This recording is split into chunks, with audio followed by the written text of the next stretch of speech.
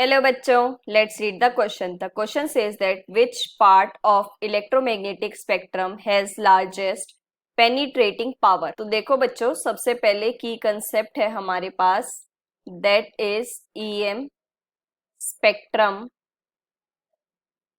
gamma rays. ठीक है बच्चों. सो देखो बच्चों, अगर हम सबसे पहले बात करें EM स्पेक्ट्रम की, सो ये क्या होता है हमारे पास, region that consist of all EM waves. ठीक है बच्चों, according to their wavelength and frequency regions, और ये होती है हमारे पास 7 waves. So first one is radio wave, then microwave, then infrared, then visible, then ultraviolet, then X-ray, and at last होती है हमारे पास दैट इज गामा रेज. ठीक है बच्चों. सो अगर हम वेवलेंथ ऑर्डर देखते हैं इनका in meter, that will be decreasing manner. ठीक है बच्चों, कैसे? 10 raised to power 3, 10 raised to power minus 2, 10 raised to power minus 5, 10 raised to power minus 6, 10 raised to power minus 8, 10 raised to power minus 10 and 10 raised to power minus 12 metre. ठीक है बच्चों, ये हमारे पास wavelength का मैनर है. अब frequency की बात करें, so that will B c by lambda. c क्या है? That is speed of light जिससे आपकी EM वेव ट्रेवल करती है वैक्यूम में भी, and that is 3 × 10 raised to power 8 metre पर सेकेंड. और वेवलेंथ की अगर हम लिखते जाएं तो हम फ्रीक्वेंसी का मैनर भी कैलकुलेट कर सकते हैं, राइट? और इसकी यूनिट क्या होगी? हर्ट्ज. अब देखो ये इनवर्सली प्रोपोर्शनल है, सो अगर ये डिक्रीजिंग मैनर है that will be in increasing manner, right? So देखो कितना होगा, 10 raised to power 5, 10 raised to power 10, 10 raised to power 13, 10 raised to power 14, 10 raised to power 16, 10 raised to power 18 and that at last 10 raised to power 20. ठीक है बच्चों.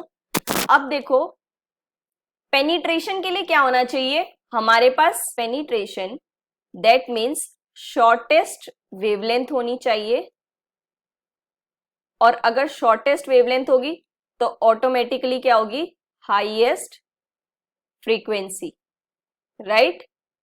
सो देखो accordingly अब ये manner है हमारे पास, तो यहां से क्या है आपके पास? गामा रे कैलकुलेट होती है, राइट?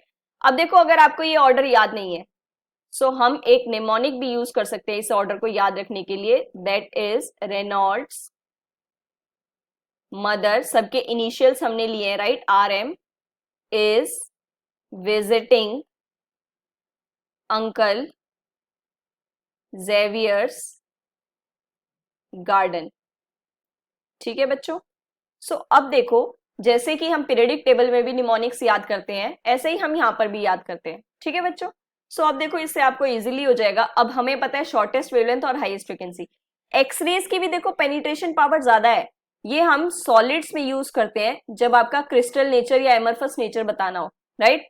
बट अगर हमें हाईएस्ट के लिए पूछा जाए तो एक्सरेज से भी जो आपकी शॉर्टेस्ट वेवलेंथ है वो क्या है हमारे पास? That is gamma raise.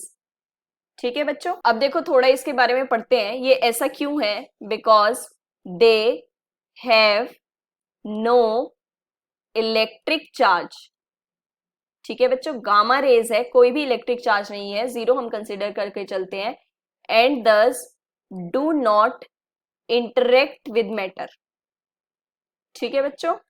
सो कोई भी इंटरेक्शन नहीं होगी यहां पर एज डू चार्ज पार्टिकल्स. जैसे कि चार्ज पार्टिकल्स में इंटरेक्शन होता है, पॉजिटिव हो या नेगेटिव हो. ठीक है बच्चों.